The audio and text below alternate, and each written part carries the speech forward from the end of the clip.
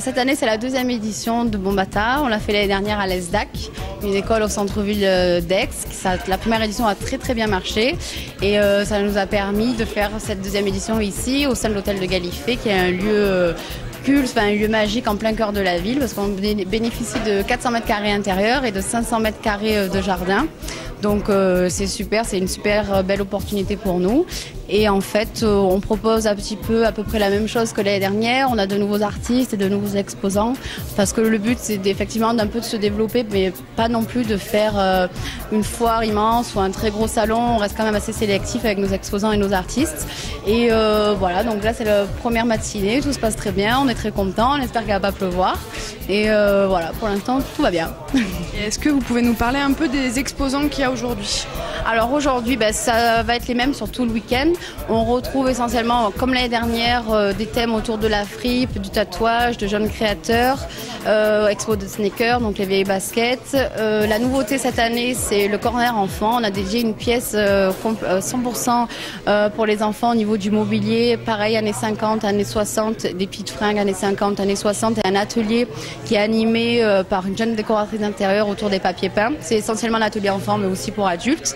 Donc ça, c'est la nouveauté, parce que l'année dernière, on avait beaucoup de familles, essentiellement le dimanche, et on a voulu dédier vraiment une salle, un corner pour eux.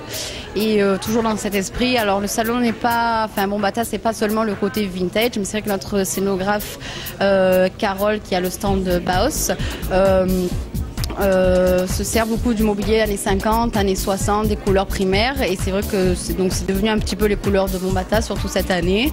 Et voilà, c'est pas que vintage, mais c'est vrai qu'il y a une influence années 50, années 60 qu'on retrouve aussi chez les enfants. Et cette journée, elle se passe comment pour vous ? Vous courez dans tous les sens ?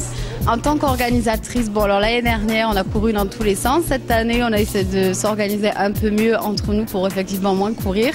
On a du renfort, donc du coup, on fait de la logistique, on regarde si tout va bien, mais ça nous tient quand même, entre guillemets, à cœur d'être soit à l'entrée, de recevoir les gens, les accueillir, dire bonjour. C'est la priorité pour nous et pas déléguer. On va afficher, on va flyer, on communique. C'est nous, c'est notre asso, on la porte. Donc ça vient de nous, il n'y a que nous qui pouvons influencer ça. Donc on fait un peu de logistique, mais on est là quand même, on bosse aussi. Et le profil de vos visiteurs ? Alors c'est très large, on va dire que ça peut être 15-17 jusqu'à... Là on a eu des familles, on a eu des couples de personnes âgées jusqu'à 65 ans passés, je pense. Je pense que le cœur c'est peut-être 25-35 qui se retrouvent le plus, avec un peu d'étudiants ou des lycéens et des personnes un peu plus âgées. Donc 25-35, mais aussi des familles avec des enfants. Et là ce matin, une matinée, l'atelier enfant il a cartonné, donc c'est super. Je vous remercie. Et puis je vous souhaite un bon événement. Oui, merci. À l'année prochaine pour la 3e édition.